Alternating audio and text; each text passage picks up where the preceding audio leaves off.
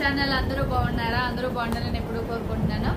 ఈ రోజు నేను మీకు మంచి వీడియో చేయాలనుకుంటున్నాను. ఎవరు స్కిప్ చేయొద్దు, ఎందుకంటే ఒక తండ్రి కొడుకు కోసం అన్నమాట ఈ వీడియో.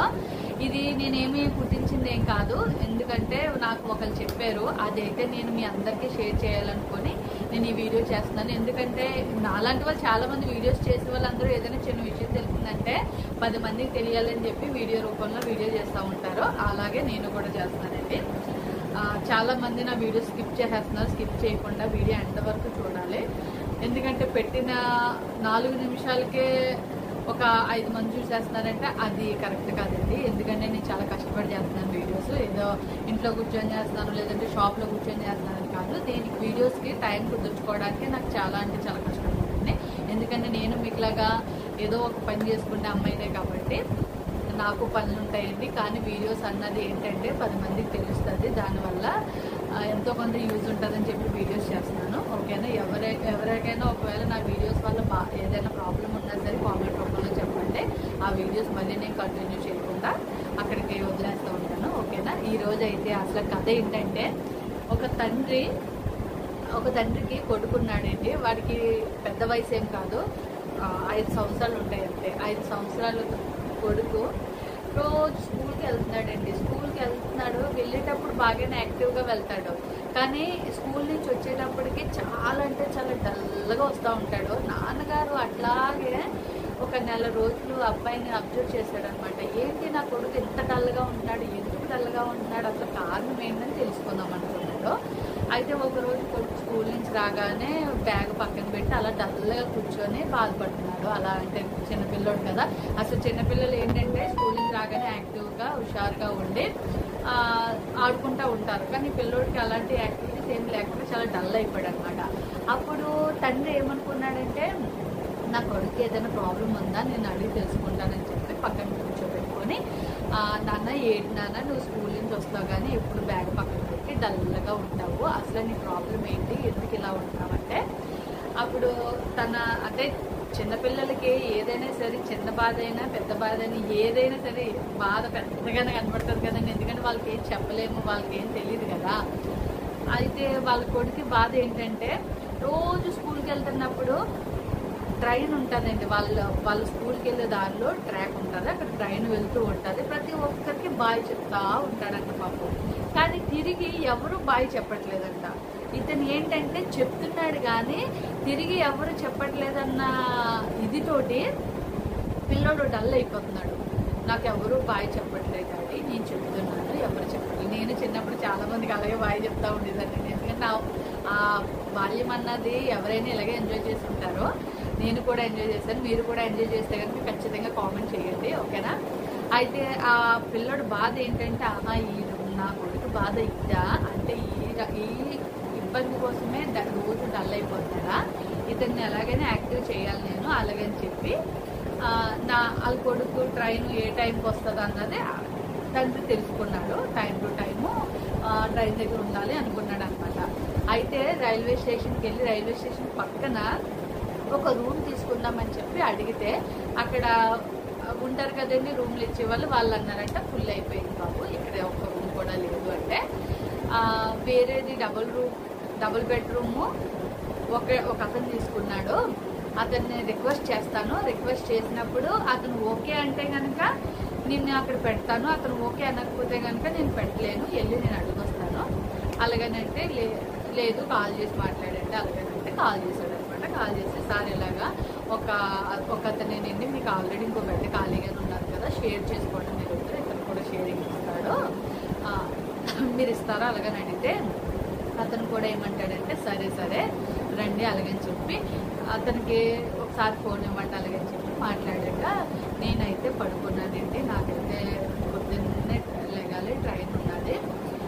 నాకు ఇక్కడ అంటే కొంచెం హ్యాండిక్యాప్డ్ అనమాట. ఇక్కడ మీరు వచ్చేటప్పుడు నా స్టిక్ ఉంటుంది, అది తన్నుకొని పడిపోతారు. మళ్ళీ ఆ స్టిక్ పక్క నుంచి అలాగా 2 అడుగులు వేసుకుంటూ వెళ్ళిపోయి బెడ్ దగ్గరికి వెళ్ళి పడుకోండి అలాగని చెప్తాడనమాట. అయితే చాలా థ్యాంక్స్ అండి, మీరు నన్ను అర్థం చేసుకున్నందుకు చాలా థ్యాంక్స్. నాకు అనిపిస్తుంది అలాగని రూమ్లోకి వచ్చాక పడుకుంటుకోవాల్సిన అతను అడుగుతాడు, ఏంటి బాబు ఎక్కడికి వెళ్ళాలంటే అంత అర్జెంటు ఎందుకు మరి రూమ్ లేకపోతే అంత రిక్వెస్ట్ చేసామంటే అంటే, సార్ నేనేమి ఏదో ఊరు వెళ్ళాలని కాదు సార్, నేను మా బాబు రోజు డల్గా ఎందుకుంటున్నాడు అని అడిగితే, ఇలా పలానా టైంకి ట్రైన్ వెళ్తుంది, నేను బాయ్ చెప్తున్నాను, కానీ నేను బాయ్ ఎప్పుడు తిరిగి నాకు బాయ్ చెప్పట్లేదు, అందువల్ల మా బాబు అయితే చాలా అంటే చాలా డల్ అయిపోతున్నాడు, వాడిని ఎలాగైనా సరే నేను సంతోషపెట్టాలని చెప్పి నేను ట్రైన్ ఎక్కి వాడికి బాయ్ చెప్పాలని అనుకుంటున్నాను, అందు గురించి నేను ట్రైన్ ఎక్కుదామని వచ్చాను సార్, మళ్ళీ నేను ఈవినింగ్ ఇంటికి వెళ్ళిపోతాను అలాగని అన్నాడు అనమాట. అలాగనగానే ఇతను హ్యాండిక్యాప్డ్ కదా తెలుసుకున్నాడు బిడ్డ కోసం. తండ్రి ఇలా బాధపడుతున్నాడు, ఒక కొడుకు కోసం తండ్రి చూడు ఆనందం కోసం ఏదైనా చేయాలనుకుంటున్నాడు అలాగని చెప్పి ఇతను ఏం చేస్తాడు, ఈ హ్యాండిక్యాప్డ్ అతను ఇతను లెగక ముందే అతను వెళ్ళిపోతాడు. ఇతనేమో ట్రైన్కి లేట్ అయిపోయింది, ట్రైన్కి రీచ్ అవ్వకుండా అయ్యో డల్గా అయిపోయి అయ్యో ఎందుకు నా కొడుకు ఈరోజు ఇంకా బాధపడిపోతాడో, ఇప్పుడు కూడా ఖుషి అవ్వలేదు, ఎలాగా ఏంటి అసలు అని నేను ఏం చేయాలి అలాగని చెప్పి దిగాలుగా ఇంటికి వెళ్తాడు.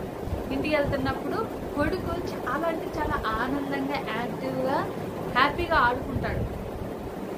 ఆడుకోగానే తండ్రి చూడగానే షాక్ అయిపోతాడండి, అదేంటి నా కొడుకు రోజు డల్గా ఉంటాడు కదా, ఎందుకు ఈరోజు చాలా సంతోషంగా ఉన్నాడు, అలాగంటే నాన్న నువ్వు చాలా సంతోషంగా ఉంది ఏమైంది అలాగని అడిగితే, ఈరోజు నాన్న నేను ట్రైన్లో టాటా చెప్తుంటే నాకు ఒక అంకులు టాటా చెప్పాడు, వెళ్ళిపోయి ట్రైన్ నాకు కనబడినంత దూరం వెళ్ళిపోయేదాకా కూడా నాకు టాటా చెప్తా ఉన్నాడు, అందుకే నాన్న నేను చాలా హ్యాపీగా ఉన్నాను అలాగనంటే అతను అనుకుంటాడు. అతను ఎలా ఉన్నాడా అంటే అతను అంటే కొంచెం పొట్టుగా లావుగా ఉన్నాడు, కానీ హ్యాండిక్యాప్డ్ నాన్న ఒక స్టిక్ ఉన్నది చేతిలో అనగానే ఇతనికి వెంటనే బల్బు వెలిగింది.